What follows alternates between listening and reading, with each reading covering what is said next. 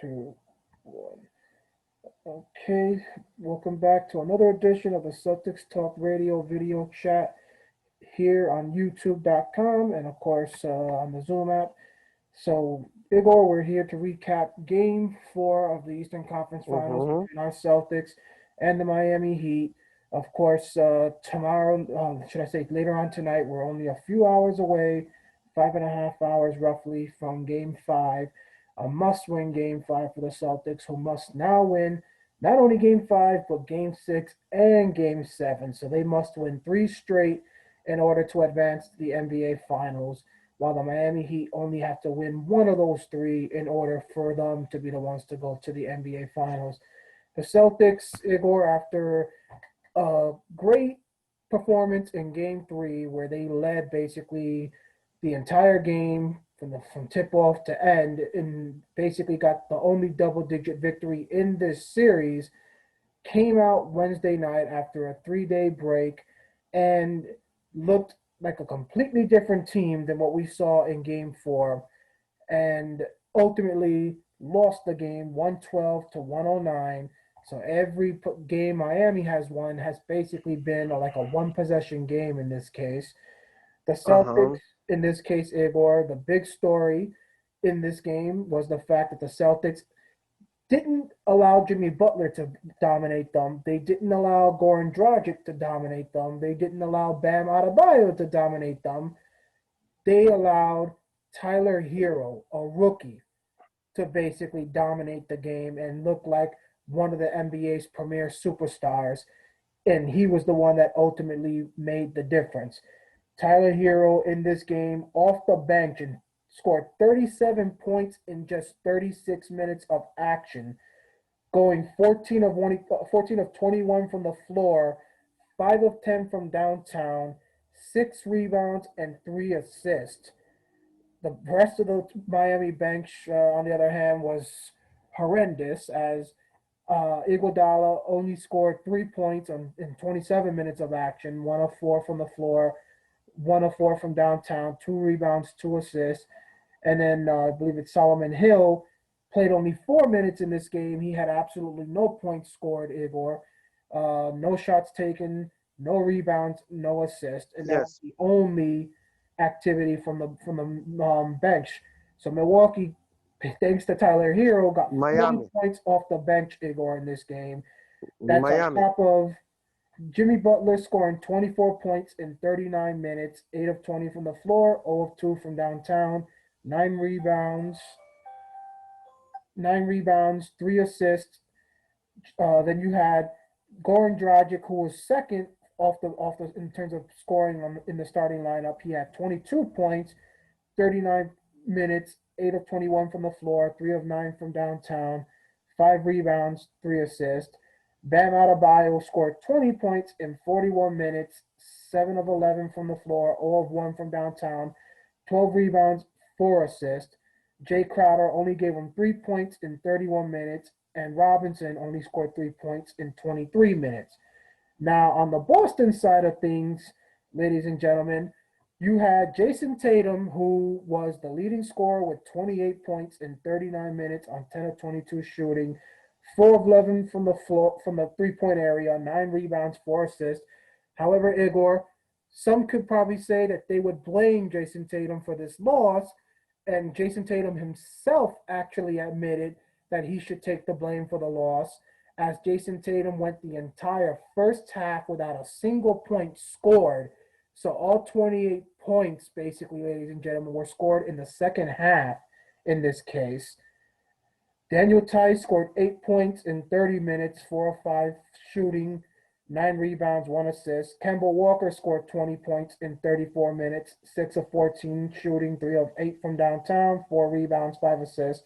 Marcus Smart scored 10 points only in 36 minutes, shot only 3 of 12, so 25% in this game, 1 of 8 from the 3-point line, 2 rebounds, 11 assists. Jaylen Brown scored 21 points as the second high scorer for the Celtics within 40 minutes, 8 of 14 from the floor, 4 of 7 from the 3-point line, 9 rebounds, 2 assists. Off the bench, Gordon Hayward, Igor, his second game back, looked much better than he did in the first game. So far, in this case, offensively by scoring wise, 14 points in 30 minutes on 4 of 9 shooting, 2 of 6 from the 3 point line, 7 rebounds, 3 assists. Robert Williams, 4 points in 12 minutes on 2 of 4 shooting. He had 4 rebounds, 1 assist. Brad Wanamaker scored 4 points in 13 minutes on 2 of 2 shooting. Semi Ojale had nothing in no except 1 rebound. He played only 4 minutes though, and Grant Williams played less than a minute, Igor, and had absolutely nothing. So we're now facing basically a win or go home situation, Igor. You and me have debated this all season long with Celtic fans, pretty much, which was, will this season become a failure if you end up losing to any other team in the NBA playoffs, in this Eastern Conference, I should say, other than Milwaukee or Philadelphia? Thankfully, you got by Philly, but Philly was not 100% healthy as they had their best player missing. And Milwaukee, Mhm. you didn't even have to go toe to toe with them because they got eliminated by Miami. Everybody seems to feel that technically, stat wise and talent wise, you're probably the better team when it comes to this matchup with the Miami Heat, yet you're the one trailing. So, Igor, what's your opening thoughts in regards to not only game 4, but what we're possibly looking at when it comes to tonight's game 5? Really, really pathetic. I mean, there is no excuse. On the Eastern Conference, right now, you do not have Giannis Antetokounmpo, you do not have Kevin Durant, you do not have Kawhi Leonard, you do not have Kyrie Irving in front of you. You have Miami Heat. You are favorites to win the series before the series. You are favorites to win the game 5 either, which is your favorites to win the game 5 by 3. You know, uh, the projected score is 108, 105 for the Celtics. Uh, and projected points 213 tonight. We're recording this prior to the game 5. Uh, and I mean, practically, you have open path to the big NBA finals, and you practically Daniel, uh, practically Daniel,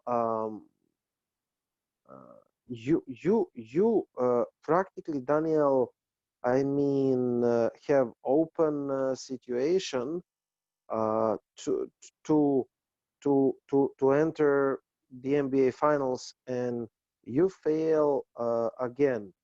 And this is not the first time, because you already lost you already lost 2017 with Isaiah Thomas, who was hurt against Cavaliers 4-0. You lost 2018 with Jason Tatum, Jalen Brown, Al Horford against Cavaliers 4-1. We remember Marcus Smart barrage in Cavaliers, 7 out of 10 or 8 out of 10 shooting threes, if I'm correct, when we won one single game. Um, and you are in the Eastern Conference Finals once again for the third time in 4 years, uh, and you are going to lose again, man. You're going to lose again. I mean, how how can how can we how can we say something positive about the outcome? I mean, I saw that the people starting spinning like, oh, the season was fun, and of course you're going to see a lot of excuses and a lot of bullcrap when the season is over, because uh, some fans are stupid, the other fans are just blinded and delusional, but overall, uh, some fans thinks that being the Celtics fan, it means only to support everything the Celtics are doing. Um, and for me, again, um, some fans are emphasizing the growth on Jason Tatum and Jalen Brown.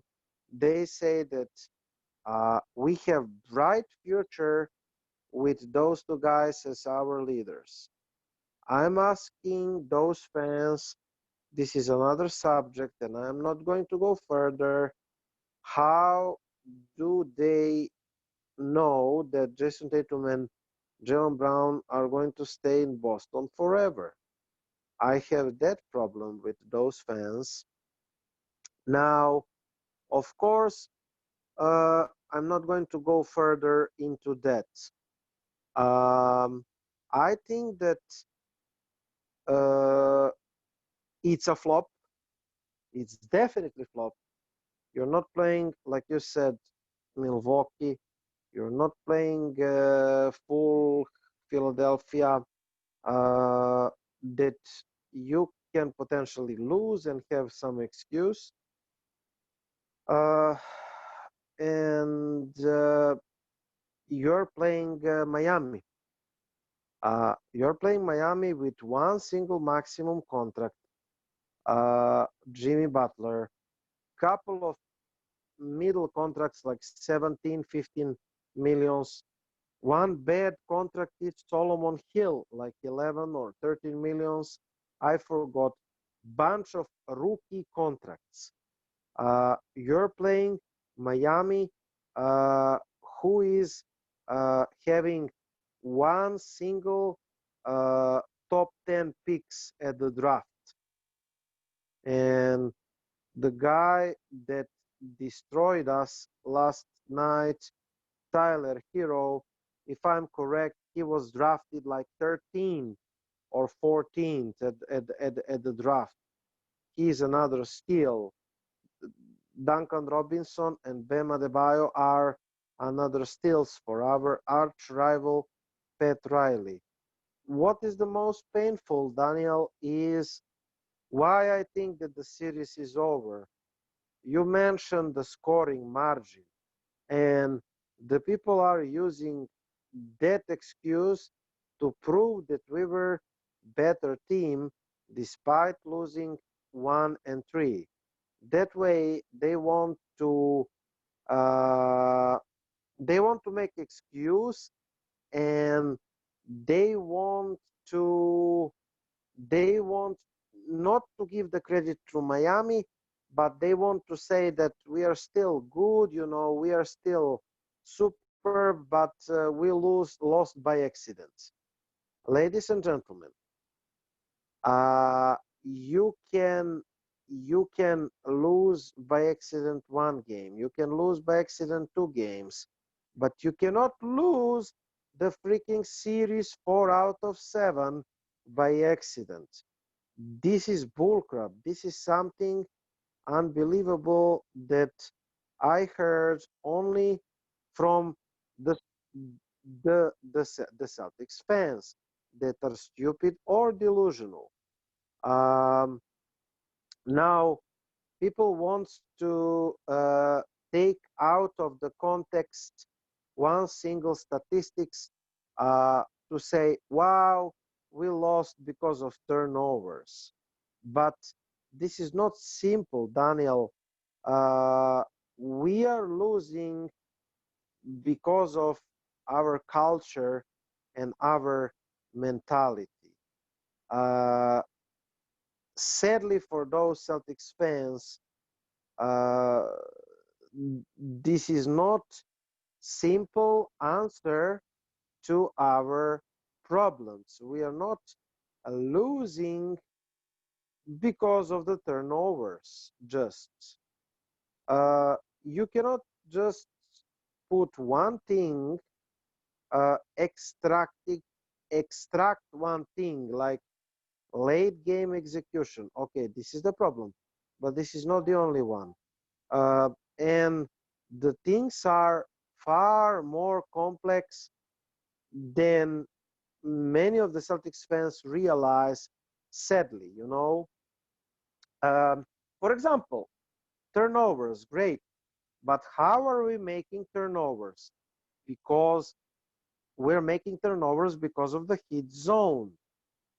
Uh, why are we making turnovers? Because we cannot break this zone with our offense. We don't have offense against the zone. Why we don't have offense against the zone? Because our genius coach, supposed to be genius, cannot figure it out how to attack the zone.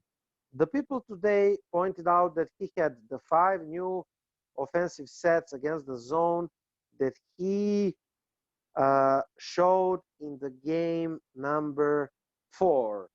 Great. So, Danny, we have to just, by those fans, we have to look at those offensive attacks, and we should just admire the beauty of offensive sets. Never mind that those sets are not working, but Stevens draw the offensive set, and by those fans, when you draw the offensive set, you finish the job, right? That's it. I draw the offensive set and I finish my job. I'm done, right? That's not right. What happened between games 1 and 2?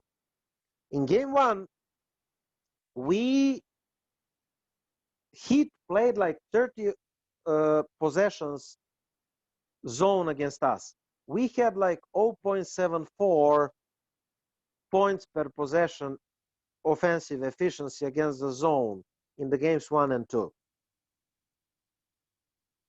What you should do as a coach between the games when something is not working? Tell me, Daniel. Go to the gym, go to the practice room, and practice, practice, practice, practice. And what did the Celtics do between games 1 and 2, Daniel? They canceled the practice. And what did they perform in game 2? Bad zone offense again. So how are you supposed to improve your zone offense when you do not practice the offense against the zone? I really cannot understand Brad Stevens sometimes. Now, returning to the turnover point. We're making turnovers against the zone.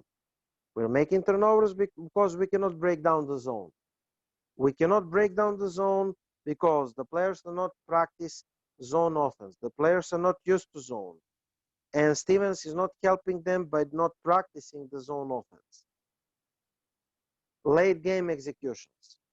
Late game execution is bad because you don't possess quality. Quality of the player, quality means that the player is able to execute in the last minute. This is what separates the great players from good and average players. You're able to carry your team to the victory in the crucial moments. That is what top 10 players are doing. And sadly, we do not possess top 10 players in our team right now.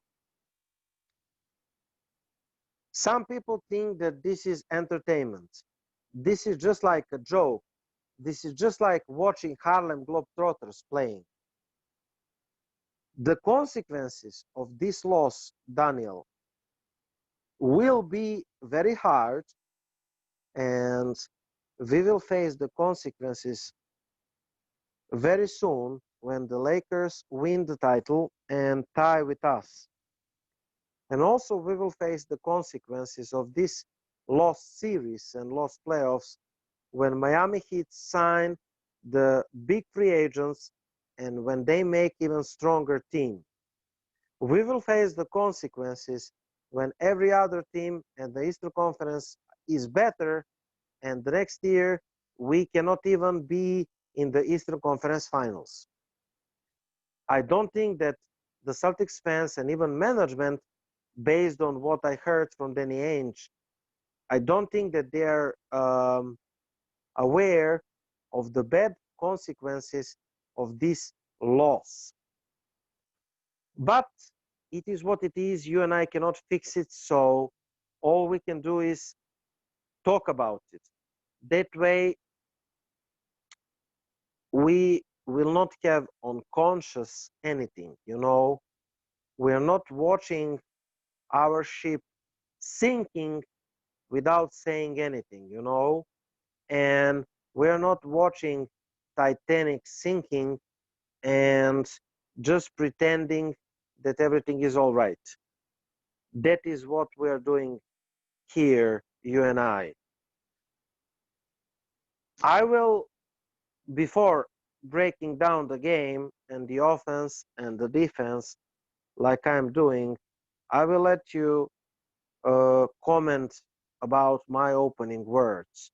I touched a lot of things, a lot of bad things going on, and Daniel, also Daniel, uh, also Daniel um, Tatum is totally distracted. Izbaci Matko Srću. Uh, they are totally distracted, so I will return in a second, and and you comment about the things that you want to comment in my opening words. Well, technically, um, I don't think even if we win this matchup with Miami, I don't think anything's going to stop LeBron and the Lakers from getting that championship this year, ladies and gentlemen. So when it comes to that, Igor, I basically have come to a realization of you're just going to have to accept it at this point. You're just going to have to accept it because I think everything has been set up perfectly by the way things have gone for LeBron and them to have an easy pass to a championship. Once again, I say, how convenient is it that you lose one of the top players in the league, lose one of the top players, in the sports history to death, and sure enough, his team gets a special treatment. You think I'm lying, ladies and gentlemen? Look at last night's game between the Lakers and the Denver Nuggets. The first, few games, basically it's 2-1 in favor of the Lakers, and LeBron and his team start crying to the league after losing game 3 that LeBron isn't getting enough foul calls and enough free throws basically granted to him. Sure enough, yesterday's game takes place in game 4, and what happens? LeBron himself, along with Anthony Davis, literally dominate the free throw situation, taking more than Denver. And you can simply say if Denver had gotten as many free throws as the Lakers last night, Denver probably would have won that game last night and it'd be 2-2 instead of a 3-1 Laker lead. So, come on, we've seen this too many times. You think I'm lying? Look at the NFL when Ray Lewis died not too long ago in this case. Look at how everything went in Baltimore, in the Baltimore Ravens' favor that year, and ultimately they won a championship, honoring honoring him in this case. I hope I got the right name in this case. It's so long ago in this situation, but you know what I'm trying to say, Igor. You lose Kobe Bryant. He's a historic NBA player. and his team now is loaded with stars all over the place. And now they're pretty much the only team that really has one of the top stars in the league that's still competing in the NBA playoffs. Every other team that anybody thought could have actually had a chance to knock them out has been eliminated. Kawhi and the Clippers, Giannis and the Bucks, literally, it's all written in stone that this whole thing is basically set for LeBron and them to walk away victorious with a championship for Kobe and to honor Kobe in this season. So I'm not really gonna stress the situation when it comes to the championship, Igor. However, when it comes to the issue of us and Miami, the impact that's going to have when it comes to the status of the Eastern Conference going forward, that's something I will complain about, ladies and gentlemen, because as it is, you are not a market people want to go play for the most part. You know, think about it. Kemba Walker is the first big time free agent you guys have had that has been willing to come and sign with you in a long time in this case. So you don't get people wanting to come with you. Why? Because obviously you don't have many people that are famous in Boston. It's not like New York where you got a lot of movie stars and celebrities living, or Los Angeles. Obviously, you got the weather during the NBA season. It's nothing but snow and cold temperatures in this case. And a majority of the country just can't stand the Boston teams because, pretty much they're always in contention. And if you're talking at least the Patriots, they're always winning in this case. So you lose to Miami, ladies and gentlemen. One advantage you could have gotten if you win this series is the fact that we've seen it time and time again, Igor. You end up making it to the NBA Finals. Even if you don't win it, if you make it to the NBA Finals, players, not so much the superstars of the league, but the players who are the great role players, guys who are great to come off the bench that have experience, look to you now as a team they'd be willing to sign with. They'll think about why the Lakers, Igor, have so many stars on that team. Because stars like Dwight Howard, Rajon Rondo, Caldwell Pope, Danny Green, all of them take less money than they're worth to basically play with that team because they think that team has a chance of winning. If you're Boston and you make the finals, then you're getting that treatment this summer when free agency takes place. But if you lose to Miami, who already has the advantage of the market over you because of course, the weather out there in Miami is great pretty much all year round. You got plenty of celebrities that live in Miami in the Florida area compared to Massachusetts. Now you want to give them the advantage as well that technically they made it to the finals and you couldn't. And yet, like you said, Igor, they got a lot of players who ain't making max money, and we are still. So that's just going to be another thing that's going to kill you. That's another reason why you can't afford to lose this series. Absolutely, absolutely. And uh, let us, let me start with the video breakdown. Um, I'm I'm not going to talk about Tyler Herro heroics because we are not Heat podcast, okay? Um, I'm going to focus on why did we lose, okay? Uh, and I'm going to try to focus on the key things. Make no mistake about it. Game 4 between Heat and Celtics were downright ugly. Just in the first half, we have uh, the uh, the all the teams shooting bad, 30% and Jay Crowder shooting brick out, and the Celtics cannot figure it out how to attack the Heat zone properly. Of course, there were one player who made history last night at the Heat side. He was go-to guy, and he showed that the Heat could could rely on him.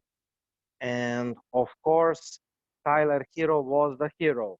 On the other side, in the first half, J- Jason Tatum, he missed 6 shots and turned the ball over 3 times. He was disconnected from the game. And for example, in one drive, he gets inside of the Crowder, and instead finishing, he doesn't try to bank it. He shoot it over the player, and he um, just collect rebound. Then, you know, um, one drive, hard shoot again, but we scored.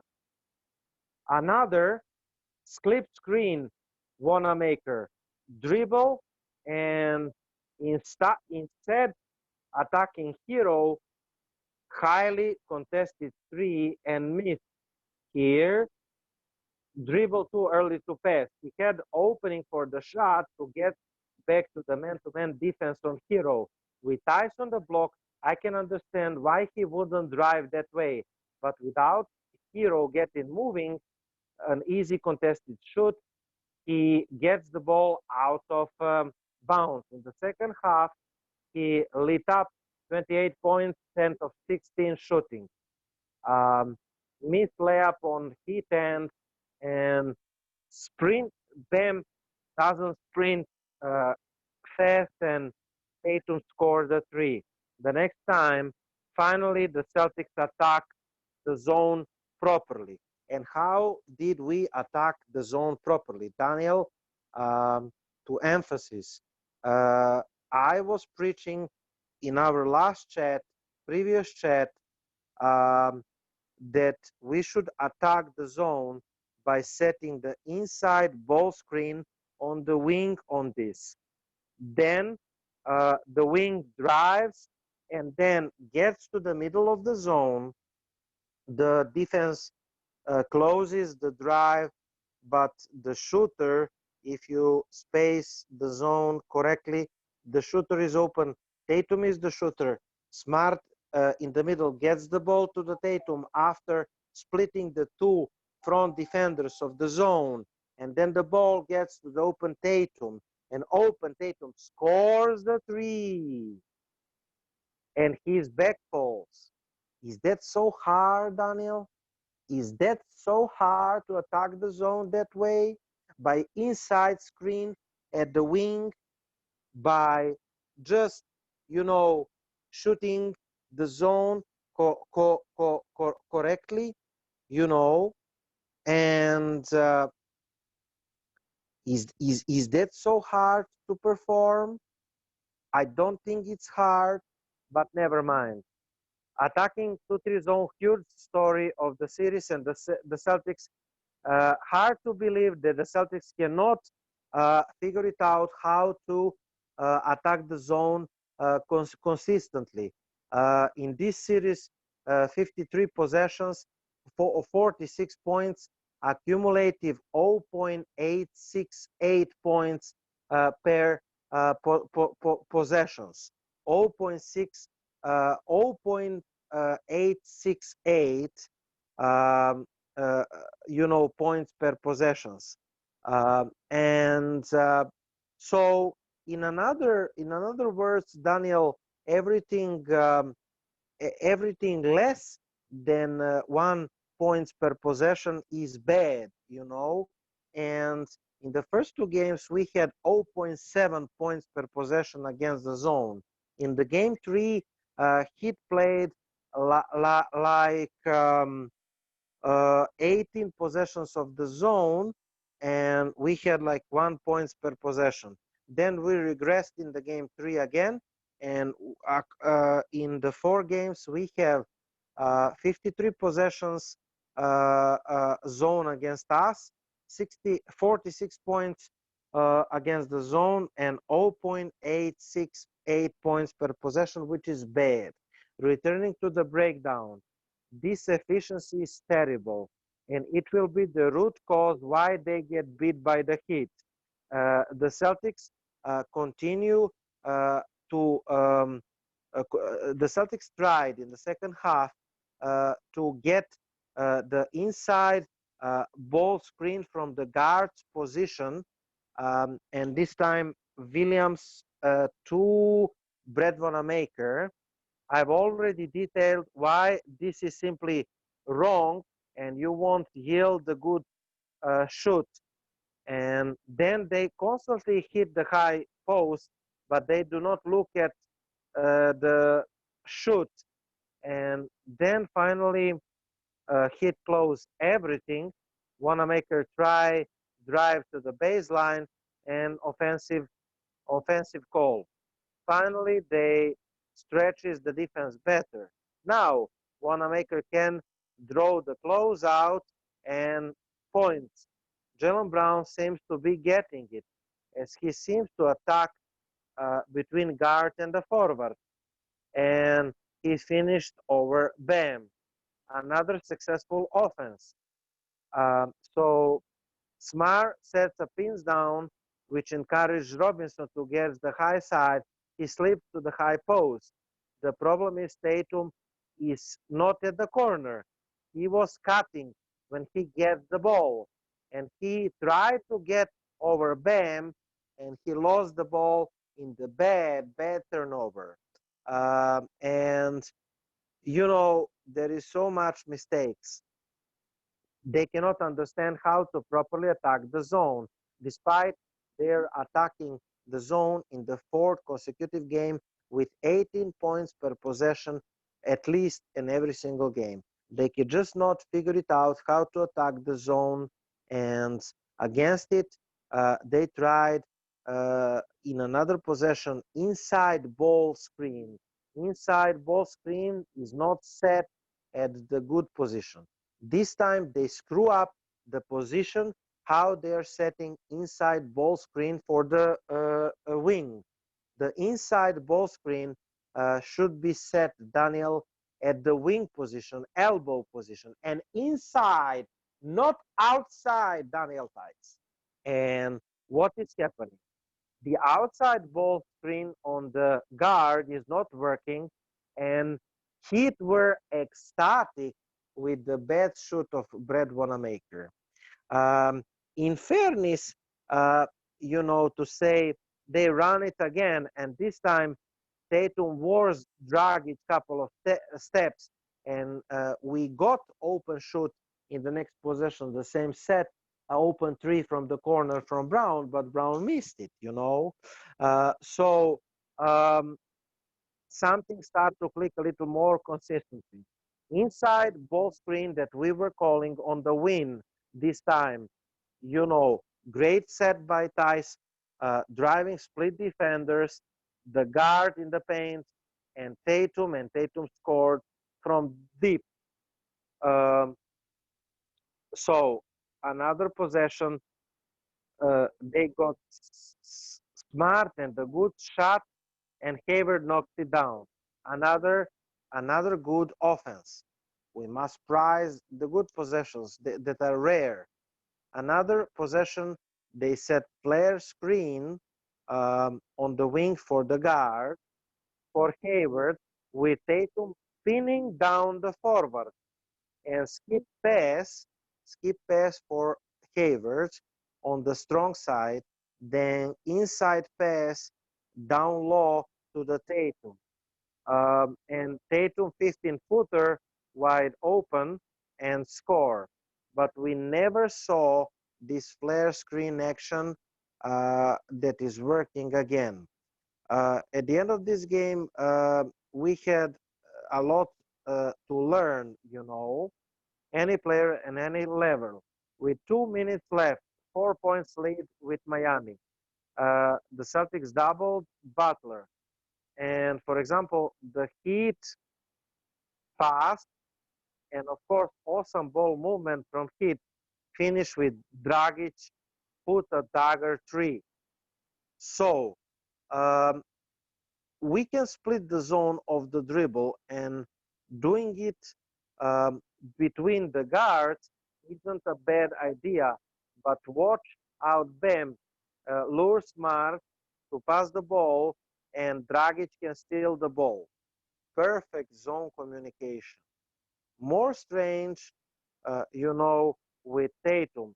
He switches to the Butler without being a screen, and now Kemba has to deal with bigger Jimmy, bigger Jimmy, as Jimmy cut through. And also notice in this possession, crucial possession, 1 minute left in the fourth, Tatum, he doesn't watch the ball. He doesn't watch what Jimmy Butler is doing.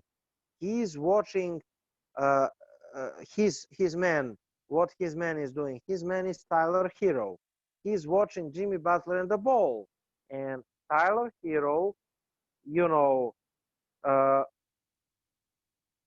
sneaking behind the back. Nice pass from Butler and finish it before the defense can rotate, and left hand finish Tyler Herro dagger, and all started with Tatum screwing up, you know, his assignment originally.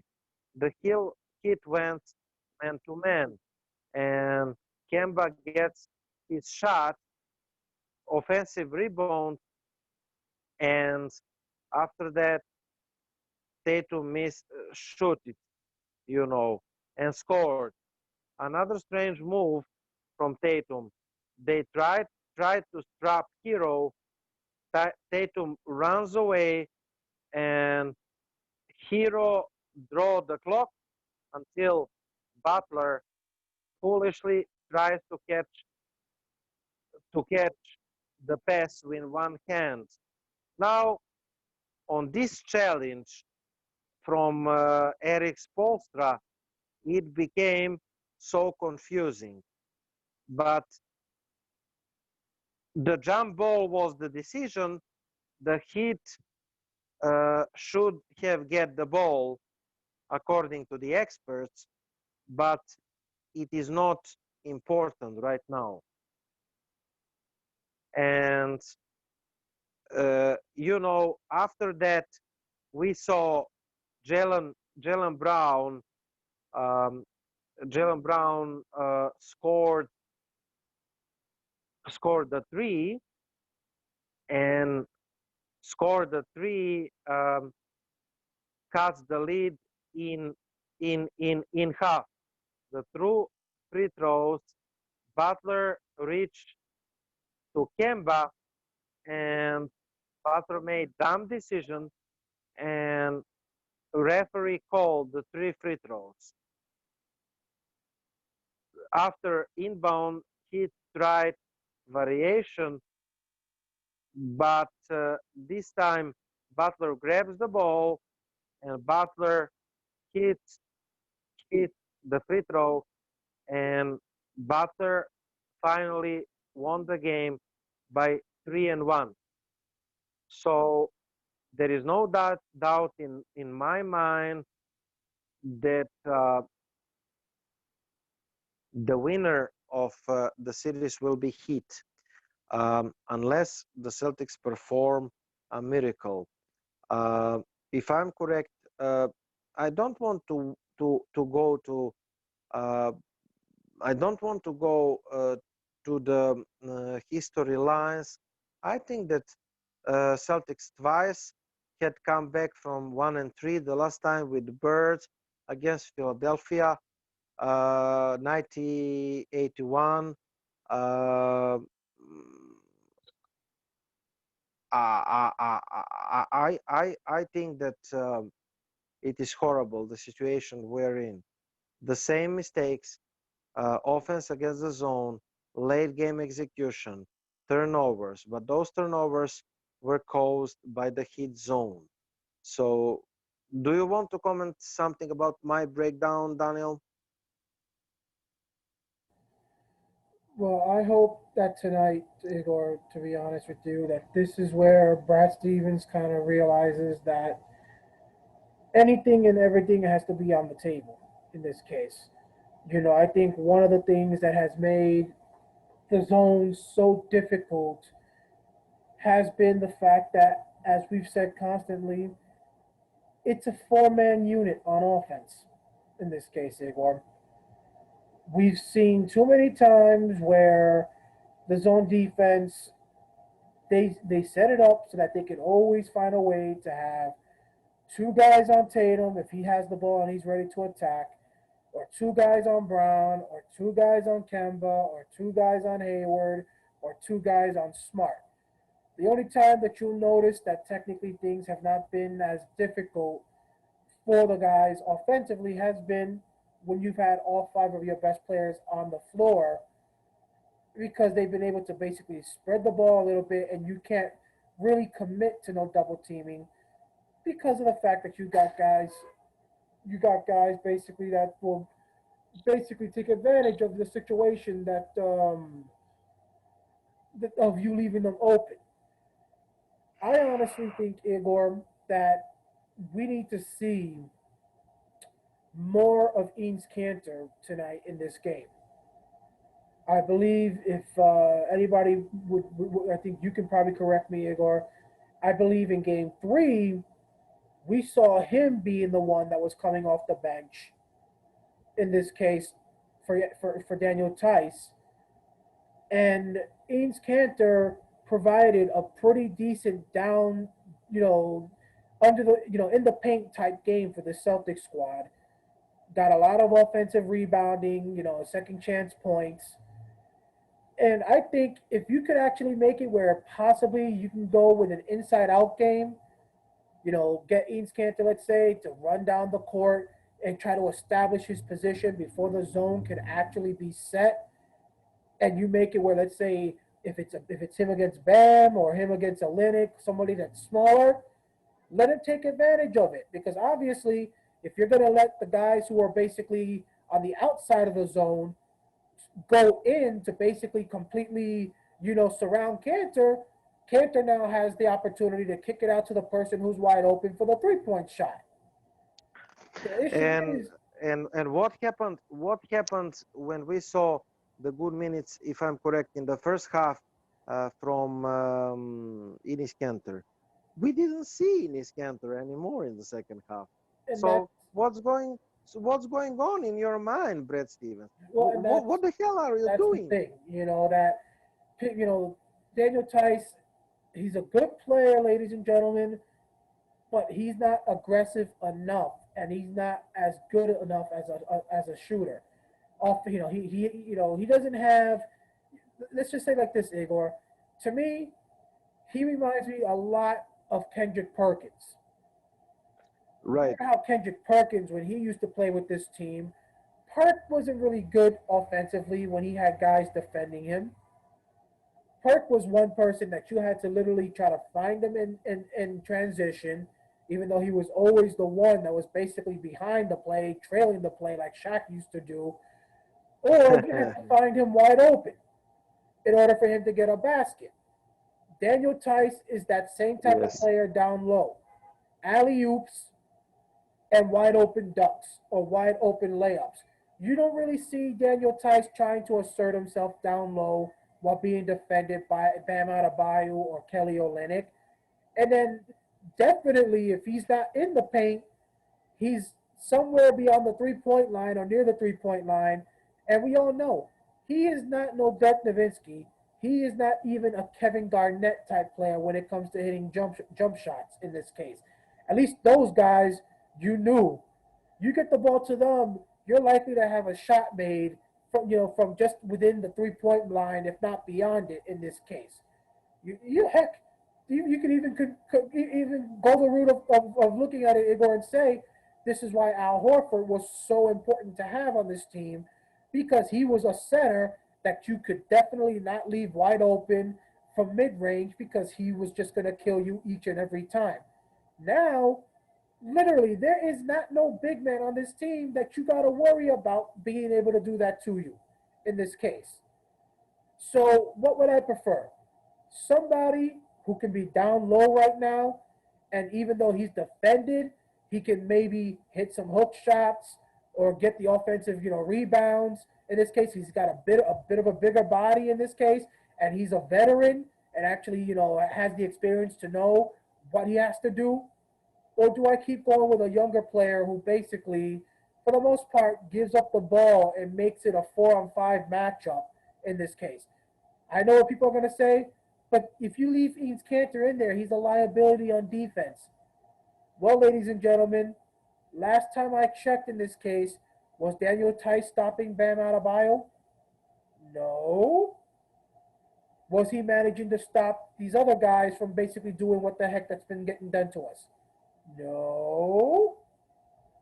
So technically, if I have to choose, basically make my defense a little bit worse to try and get my offense to be to be better, and basically make it where now I have some sort of an inside game, and if Cantor can establish himself as a threat down there, and it's only going to make it now where Miami might have to consider changing things up, which could easily make it more easier for my other guys to shoot from beyond the arc.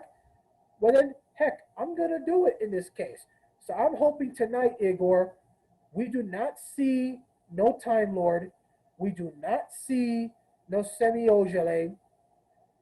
Grant Williams, maybe under certain circumstances, but tonight this should be Cantor and Daniel Tice that are the ones that are out there tonight in this situation.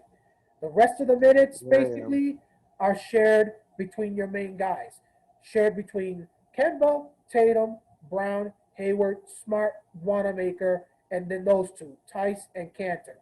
Those are the only guys tonight that should be really focusing on getting the major minutes in this game.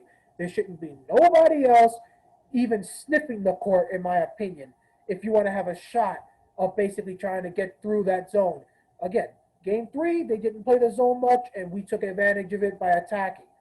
But heck, like you yes, said, Igor, you're the head coach, Brad. You had 3 days off to basically get your guys to work on something to try and find a way to yes. break that zone defense. And what the heck did you do? You didn't do anything different in game four No, that you did in games one and two in this case. no. You I know? mean, one friend of mine, Daniel, uh, he wrote that he saw uh, the great 5 new offensive sets against the zone. And what happened? We scored like 3 or 4 possessions out of those sets, and then we just abandoned playing those sets. We played like 1 or 2 offensive sets, those new uh, offenses that Brett created, and we abandoned them, and nothing good happened. So the people are praising Brad for drawing the good actions.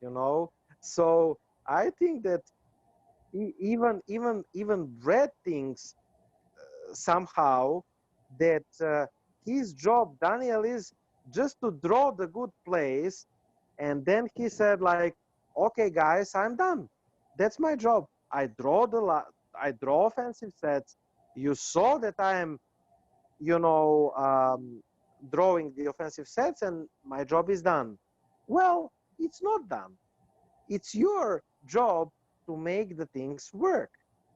I don't care if you have the fancy offensive sets against the zone. I I want one freaking offensive. Paul Pierce said it, Daniel. During my Kansas days, we break down the 2-3 zone, matchup zone, by putting the man in the middle. You put in the middle your best player, he said Tatum or Hayward, and you play small ball. You put the 3 shooters around him. When the ball is in the middle, to that middle guy, then he passes the ball or shoot mid-range, and the zone collapses. Very simple. The others are doing either cut or spread around the zone.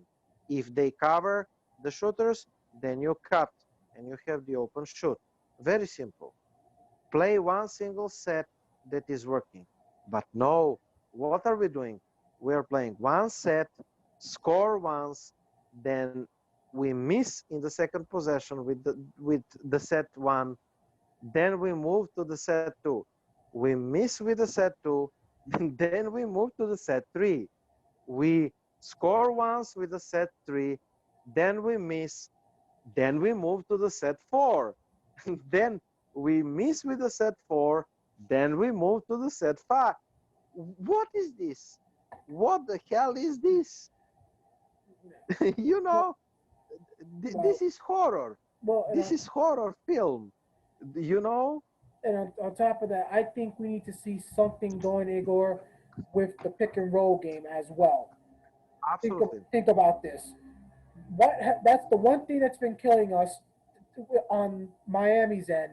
It's always pick and roll, so they can get Butler or Dragic or Robinson or Hero against one of the weaker defenders on our team. I think Yes, we need to do the exact same type of situation to them, but use the pick and roll for a totally different situation. Hear me now, absolutely. Igor, with what I'm trying to say. What have we seen pretty much with a lot of these pick and rolls also? Let's say Kemba has the ball up at the very top of the key in this situation. Mm-hmm. Tice comes, because usually it's Tice or whatever big man is on the floor for the Celtics that comes to basically make the pick. You don't see the pick being done by Tatum or Brown or Smart or Hayward. It's always the big man in this case, which means your big man from Miami, whether it's Adebayo, whether it's Olynyk, doesn't really matter which one, they're always right there waiting pretty much. So you got the person that's defending, let's say again it's Kemba, the man defending Kemba is right behind him because Tice picks him off and Adebayo jumps in front going Yes, around Tice to basically try yes, to cut Kemba off and make it where Kemba can't get yes, have to go around him also, of which is to course. basically allow the guy that's trailing Kemba a chance to catch up. In a situation like that, Igor, I would say to the big man, why not attack the rim at that point? If your man now has gone ahead of you to try and get in front of Kemba, why not go down to the rim and allow Kemba to basically make some sort of a pass in your direction, knowing that either A, you're going to get a wide open basket, or B, you're going to cause the defense now to break down, and To somebody collapse. else is going to have to come now and stop you.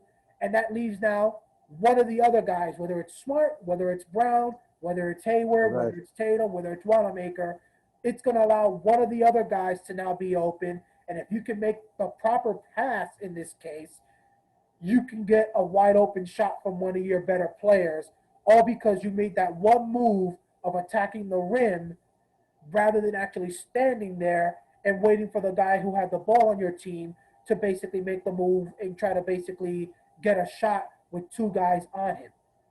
There's certain things that this Yeah, team could be doing that I feel could certainly help the situation. But unfortunately, as you and me said on our last show, effort. It's effort in this case. Tonight, are you going to see those type of plays where a guy is basically going to make sure he's moving his behind repeatedly in order to make sure that basically you're disrupting the defense as much as possible and trying to take advantage of what's going on?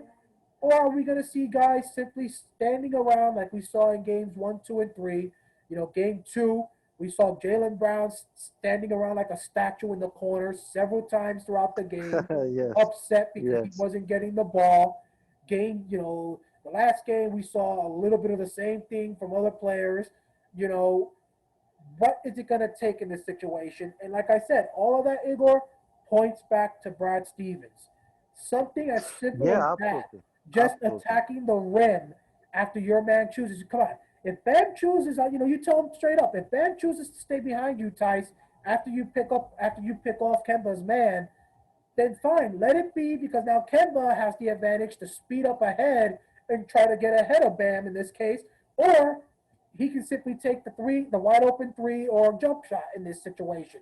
But if Bam goes around you and now he's in front to where you can see him in front of you, and you know now he's going to block Kemba's direction, why not take off and see if Kemba can throw a pass over both his own man and your man in this case, and you go ahead and you attack the rim. Do something else to try and show some sort of an offensive presence in this case and make it where that defense now is going to have to realize we got to play things a little bit differently because that play is going to keep happening until they end up stopping us. Same thing we're seeing with them on the other end, Igor. They keep running the pick and rolls, attacking guys like Kemba, attacking guys like Hayward because they're the defensive liabilities on this team. Until you stop them, it's gonna continue, and that's the same mentality we have to have when you find something that works. But again, if you don't put the effort in, it won't work at all, and you're just gonna get eliminated tonight. Uh, I want to talk about the zone. I'm not obsessed with the zone, but I love to watch the great coaches. In my opinion, the Celtics fans can hate me for emphasis this. Uh, Eric Spoelstra, Daniel is championship coach, and Eric Spoelstra is simple better coach than Brad Stevens. Brad Stevens is not elite coach right now, and I mean, he's top three coaches in the league. You can put Greg Popovich, you can put Nick Nurse there, you can put Eric Spoelstra, and I can calmly put Mike Malone, the coach of Denver Nuggets, in top five right now. Anyway, throughout, though head coach Alex Spoelstra dismissed the notion that there was any grand strategy behind turning to zone earlier, um, he said, Eric Spoelstra, quote, "We did it because our main defense, our man-to-man defense, was not working." Um, Other coaches took a notice why that's not working, because they have liability in the defense. They have Tyler Herro and they have Duncan Robinson. They are not. Uh, Tyler Herro is small, and the other one is liability symbol as Kemba. In the zone, they're hiding them on the wings. So the Heat use zone more on plays during the 1920th regular season, 102 possessions, than all 30 teams. I mean, in the season 2019-20th, the Heat used the zone in 802 possessions. That is more than all 30 teams in the 2017 and 2018 season. League-wide zone usage was 2% this season, and its highest level since the lockdown 2011-12 season. Miami didn't need the zone to beat Pacers and Bucks, but this is the key factor in building 3-1 lead against the Boston. Other coaches take a notice. Uh, Quinn Snyder, Jazz, another coach that I rate high, he said, Eric is terrific coach. It calls your attention to it, and then you have to figure it out. Is this applicable to your team to some way? One big reason coaches have traditionally shrunk the zone in the NBA, the players can shoot right over the top of it, but modern NBA zone defenses is not longer valuable to outside shooting. Teams have tinkered the zone rules and tinkered around the 3-second rule for the middleman. So it's not your typical college 2-3 zones or 3-2 zones anyway, said Dwayne Casey, Pistons coach, architect of Mavs defense 2011. So the way teams have bastardized zone so much and tinkered the zone, it's really a glorified switch. To help explain why the Heat zone was effective against Harden, modern offensive superstars, just like Harden, all demand man-to-man defense to switch pick and rolls to keep up, which puts their defenses in uncomfortable positions. Guards defending post-ups and big men defending one-on-one on the perimeter. In zone, those defenders stay wherever coach is wanting them. Eric Spoelstra changes where those players are by putting two athletic forwards at the perimeter in the 2-3 zone. This is innovation, Daniel, from Eric Spoelstra, with 1-2 smaller defenders, like I said, guards playing the wings on the back line. And this made Miami Heat zone unique and more difficult for Boston Celtics attack, because you have advantage at the guards, Daniel, and you cannot use it because you have taller athletic wings with the long hands like Jay Crowder, Butler, and Derrick Jones Jr. that is disrupting your pick and roll offense. Snyder borrowed innovation in Utah, and zones remain most vulnerable beyond the arc for three. Their rise also requires the NBA's shoot mat to change. The decline in zone defense over the past decade coincidence with NBA's love affair with three-pointers. But now, even with three-pointers being attempted at record rates, zone is rising. And Mavericks' famous zone 2011 finals, Dwayne Casey, they exposing Miami weakness, three-point shooting. At the point before adding Shane Battier and Chris Bosh from three, that was shooting. Now every team looks to have as much shooting on the floor as possible. Paradox to all these three-pointers in twist, they have made controlling the area around basket more important for the opposing defenses.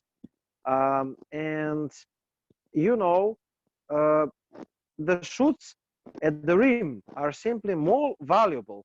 The average attempts in the restricted area at the rim was worth 1.27 points this season, and compared to the last season around the rim, 1.17 points average.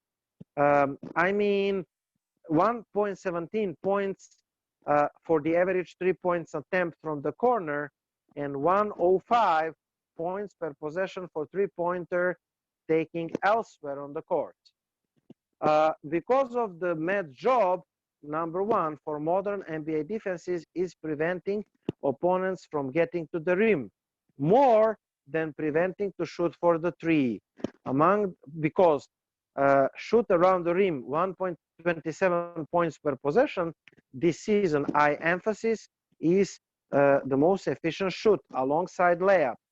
Among the NBA's top 10 defenses in 1920th, one team, Philadelphia, ranked in the top 8 in preventing threes. And 4 of the top 10 defenses, including Milwaukee, Toronto, were among 8 teams that allowed the most three-pointer attempts. This is how the defenses are working. However, 6 of the top 10 defenses were in top 8 preventing shoots in the restricted area of the basket. So that is emphasis. It's here where the zone shines. Per second spectrum data, teams shooting threes far more frequently against the zones, 53% of the shooting attempts, compared to 38% of the shooting attempts against man-to-man.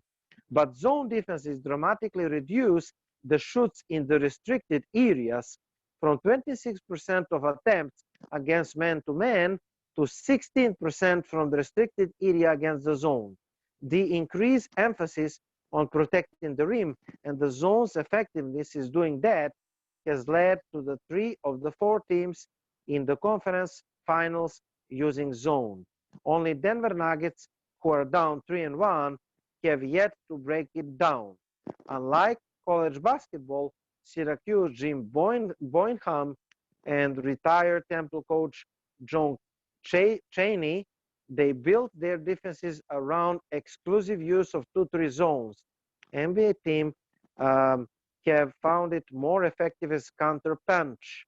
Overall, zone defense is giving up slightly more points per possession, 1.12, than man-to-man defenses, 1.11. Vogel from Lakers said most zones in NBA not very good. There are holes that you can exploit. It doesn't always happen. That's why most of the league doesn't play zone for long stretches. But zones have value, but taking offenses out of their rhythm. Um, in zone, it's a little organized house. You gray areas, you have centerpieces, and not every coach using zone, you know. And the game has changed. Scott Brooks said, I think zone defense is going to be taking more place in the offense, and it requires more creativity from the offense. And someone is going to come up with something totally different against the zone. And I hope that that someone that is going to create something else in the offense against the zone is Brad Stevens tonight, Daniel. This was my little historical recapitulation of the zone. I hope that you and the listeners, Daniel, loved it. Any comments? Like you said, technically, Brad Stevens has to be the one to basically make that difference and figure it out if we're gonna have any chance. Right now, heck, even Kendrick Perkins was, even though I could say for sure, I'm starting to question where the heck is the loyalty from Kendrick Perkins when it comes to the Celtics in these playoffs. Because man, it seems like Kendrick Perkins rarely has anything ever positive to say about the Celtics. In this case, despite the fact that he's on NBC. He's doing the Celtics pre and post game shows alongside Scalabrine and Draper, and he's also working on ESPN, maybe doing double duty with ESPN and NBC Sports Boston has kind of tainted him. But even he said Eric Spoelstra right now is coaching circles around Brad Stevens.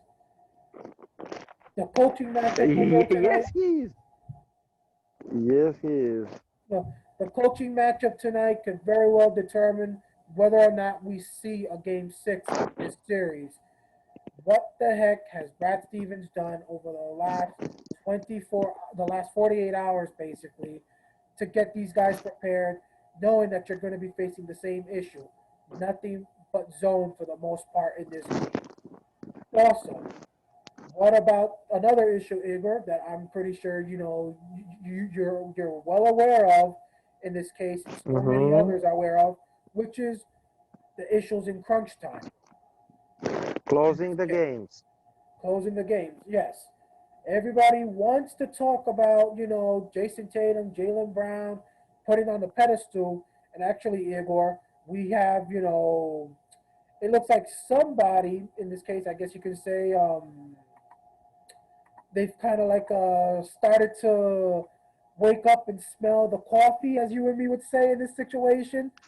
Kind of realizing that technically, maybe, you're finally starting to realize what some other people are basically saying. But NBA insider Keith Smith, and hopefully you can still see me in this case as I'm currently on Twitter instead of the Zoom app. But Mm-hmm. he basically just tweeted up 24 minutes ago. Sometimes I think the worst thing that could have happened for the Celtics was making it to Game 7 of the 2018 Eastern Conference Finals when Brown and Tatum were in their second and first years. Expectations are that Boston should have gone way up from there, and that's not reasonable at their ages in this case. So obviously, He really said that? yeah, I he must says retweet it. Yeah. Brad Stevens Great. said the Celtics need to, so this was just yesterday that Brad Stevens said the Celtics need to be assertive and aggressive to start game 5, that the Celtics allowed Miami to get too comfortable early. So technically, you have Keith Smith, who's kind of now saying the same thing that many others are saying, which is they're too, they're too young and all that, basically, for the expectations. But at the same time, he isn't saying the expectations, are, completely wrong. He's simply saying that technically what they did basically back in 2018 is the cause of all this. And Igor, Yeah, that's yeah, the yeah, truth. yeah. That is the exact truth. Yeah. Because if the Celtics don't make the Eastern Conference Finals back in 2018, back when Yep, Tatum was a rookie and Brown was a second-year player, yep, you yep, don't yep, see yep, none of yep. that crap that we saw last year with Tatum and Brown and Rozier trying to tell Kyrie, "Oh, we want your spot in the starting lineup," or telling Hayward, "We want your spot in the starting lineup," and telling the veterans that we're the future of this team. Basically, we want to be the top guys. You guys will follow us, not the other way around. None of that crap would be happening, and none of the fans will be putting these guys on the type of pedestals they are right now when it comes to this situation of, oh, these guys are as good as LeBron. These guys are as good as Kawhi. These guys are as good as Giannis. None of that stuff would be happening right now. No one would be trying to force them to win a championship right now if it wasn't for those guys making that run back in 2018. So everything that's happening right now, all the pressure that's on these guys' shoulders, all Absolutely. the expectations, all the fighting. Remember, Daniel, you and I have been saying that two 2 years ago, and I'm really glad that the professional that is leaving from NBA, even though he's not having too many things, uh, too many hits, to say that way.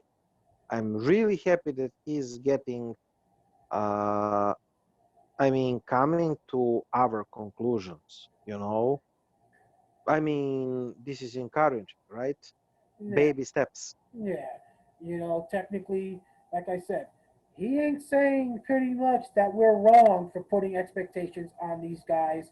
He's simply saying that technically 2018 is what basically forced the issue in this case with these expectations putting on, and it may not be fair because they're still The too young. root, But the hey, root to everything, yeah, the root to yeah. But everything. again, ladies and gentlemen, If there is no 2018, uh, Danny Ainge will not choose, would not probably choose Tatum and Brown over the experienced guys. Fans will not give free pass to Rozier, Tatum, Brown, Smart, and the others, and we will not have what we have right now. yeah, And again, it could lead to the Celtics franchise being destroyed. And yeah. people do not see that, Yeah, you know. so obviously, that's something. It's good to see somebody else admitting that 2018, them going to the Eastern Conference Finals has been a curse more than a benefit. Blessing, But get blessing. a better than a blessing. But getting back to the crunch time rules, ladies and gentlemen, crunch time rules. Score within 5 points, last 5 minutes in this case. So this pretty much Yes, yes. you can pretty much say, Igor, this is basically game one, game two, and game four, because obviously the Celtics kind of had a double-digit lead down the stretch in game three. But look at these numbers, ladies and Igor, and you tell me, what does this tell you? Kemba Walker in that situation through 4 games thus far has scored 14 points on 4 of 7 shooting, 1 of 3 from the 3-point line, and is 5 of 5 from the free throw line. The next high scorer, Igor, for the Celtics is Jason Tatum with 5. So Kemba Walker basically in crunch time has Great, basically tripled the great, performance of Jason great. Tatum, the guy who Can I jump on Kemba before losing my thought? Um, well, remember when Kemba came here, we were cautious, you and I. Everybody jumped right away in the Kemba Walker's bandwagon, and they say Kemba is great guy, Kemba is fantastic.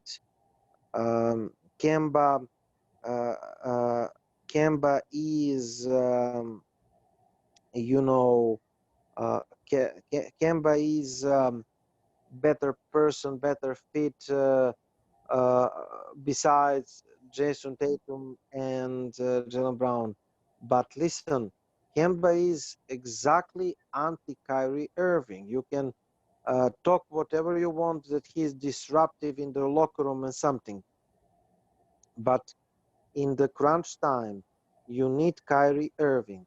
And unlike Kyrie Irving, Kemba Walker is not good closer. Um, and you know, uh, uh, Kyrie Irving, on the other hand, he's proven closer, prove killer.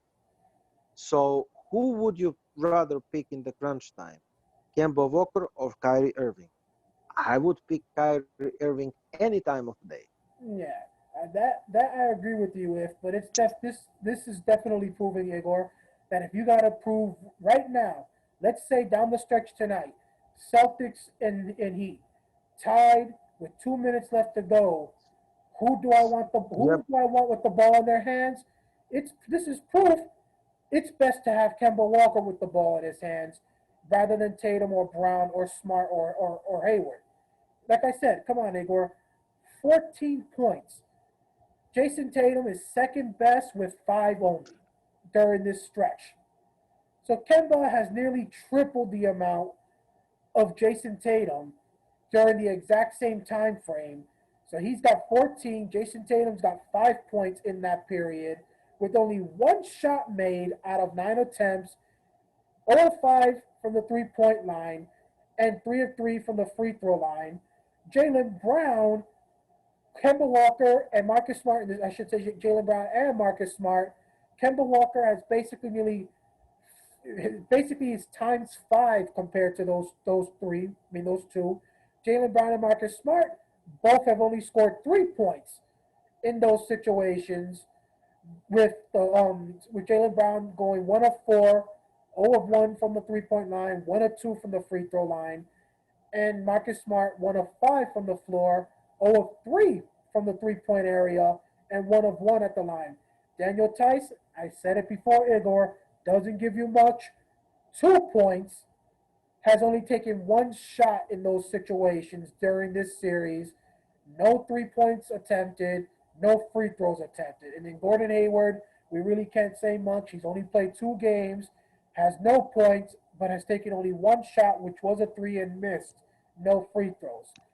So tonight, Brad Stevens, I hope you're watching. I hope you're listening, because tonight is proving, unless Tatum or Brown are having a type of game like we saw Tyler Herro have in Game 4, where by the time you get to the fourth quarter, they're already up to 30 something points going on 40.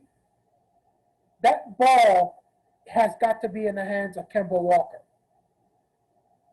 because Kemba Walker is one guy in this situation that is capable of making a play for himself or setting somebody else up in this situation.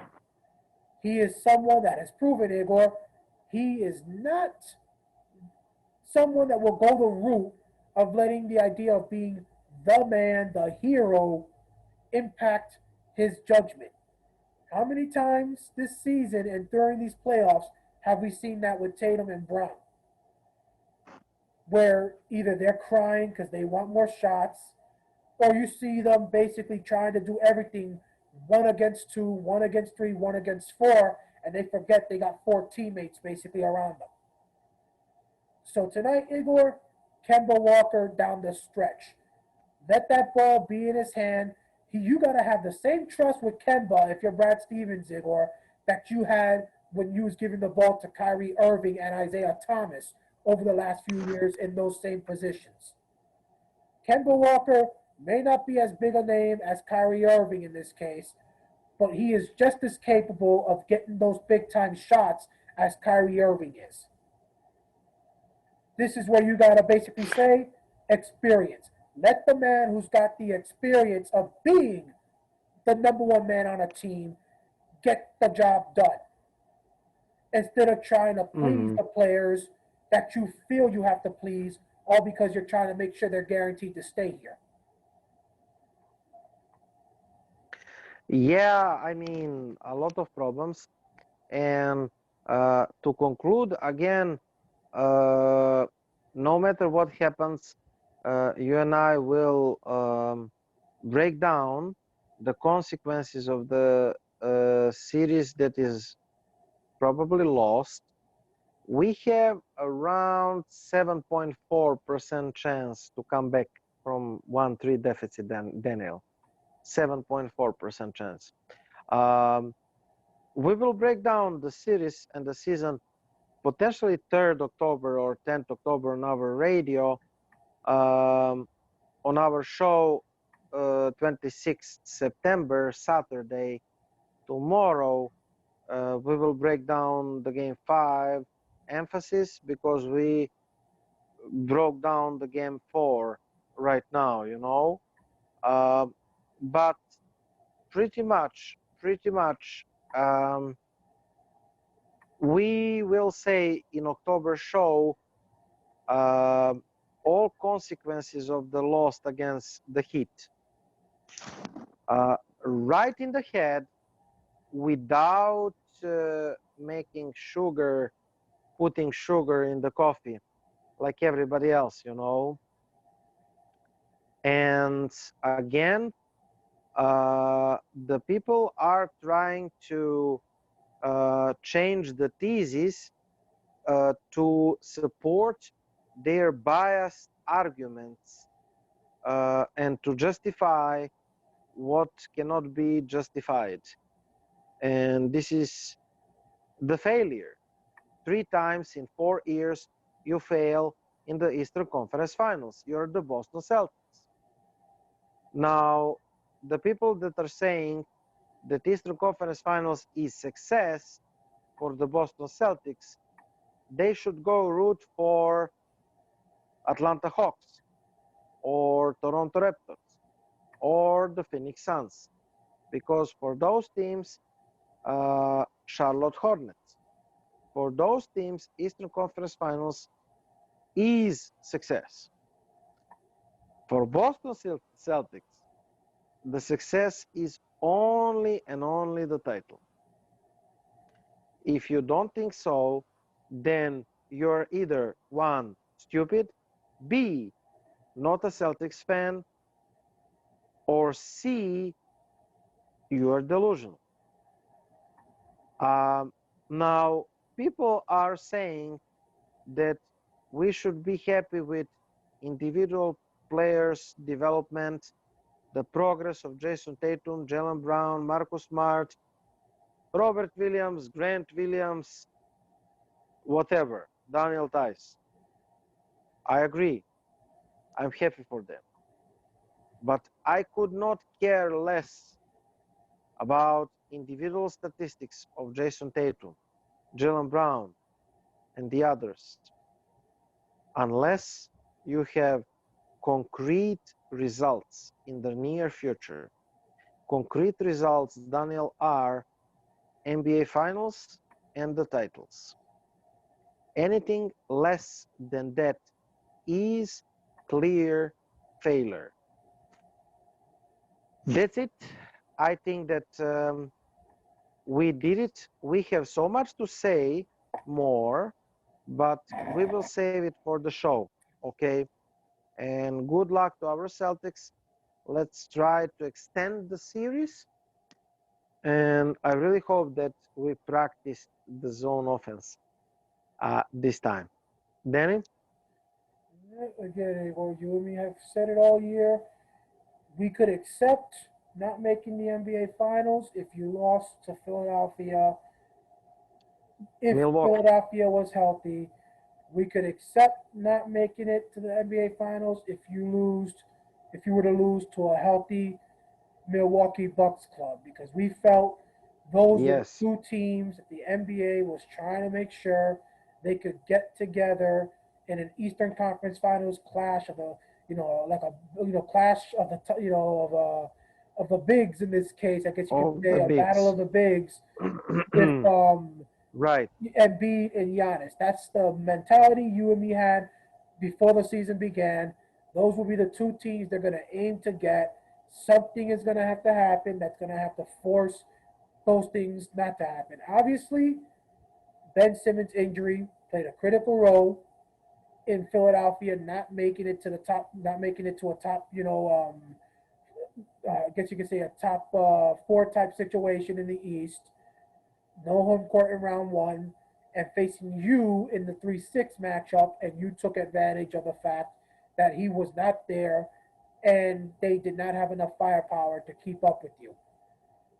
Milwaukee, they go at it with the Miami Heat, and Miami Heat eliminate them.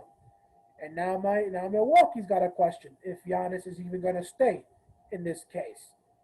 Remember, ladies and gentlemen, next year you are going to have Brooklyn, my hometown, Brooklyn, that's going to have their team back up and running with their stars at that point. And if Giannis leaves Milwaukee and you let Miami basically eliminate you here, there's always that possibility that Giannis will end up running to Miami because Pat Riley is someone that will spend like crazy to basically stack the deck against the rest of the Eastern Conference in his team's favor because he did it before with LeBron, Wade, and Bosh. So it's all or nothing today, Igor. You basically got to put up, get the victory, and force game 6. Like Brad Stevens said, you're just looking to win one game. You're not looking to win three. You're not going to win all 3 games by winning tonight. You just focus on the one game. But if this Celtic team does not win tonight, it is an absolute failure because this is a team that technically you should have beaten in this case. You got more max contract players than they do. You got arguably the best player in the series in Jason Tatum in this case. And this Miami Heat team doesn't have the players to take advantage really of your weakness unless you allow them to, which is your lack of size. Bam Adebayo is no 7-footer like you would see with Embiid or Giannis.